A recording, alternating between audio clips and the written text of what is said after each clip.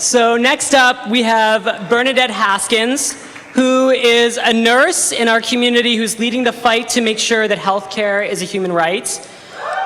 Yes. She is an operating room nurse at Swedish Cherry Hill, a member of the executive board of SEIU Healthcare 1199 Northwest. It's here for SEIU 1199. And a member of the union bargaining team at Swedish. Let's hear it for Bernadette.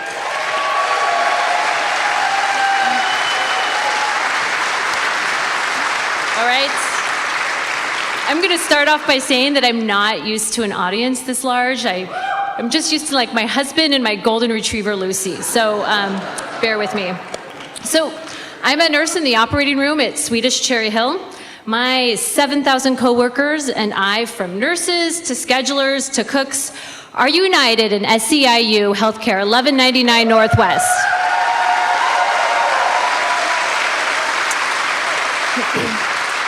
This year, we are bargaining a contract at Swedish, but we're not bargaining with Swedish, we're bargaining with Providence, a 5-state, multi-billion-dollar healthcare corporation.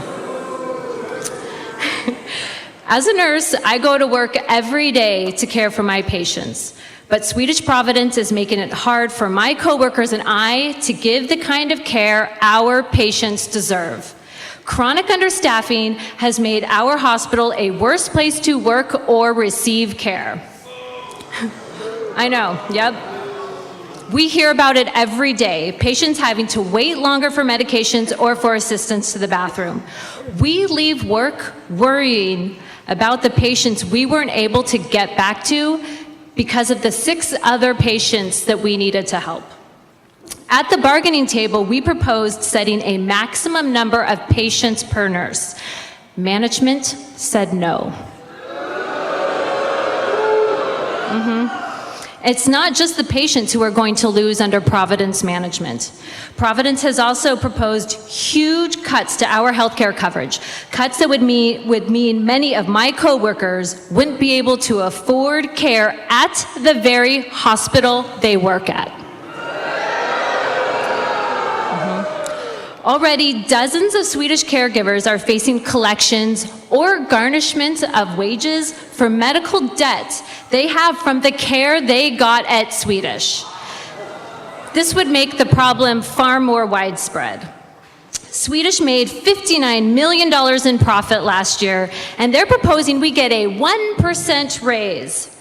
That's less than half our cost of living here in Seattle. That means our families get left behind while CEOs lavish in million-dollar salaries. Swedish even told us that they can afford better, but they're choosing not to. Yep. So, you know, I'm here today with the backing of my coworkers, members of the union, because Swedish is eroding our community standards for good care and undermining good jobs in our community. One candidate is standing with us the whole way. When the community group Washington Can picketed in front of the Swedish corporate headquarters, they marched up to the CEO's office calling on Swedish to forgive medical debt. Who led the march? Shama. Yeah.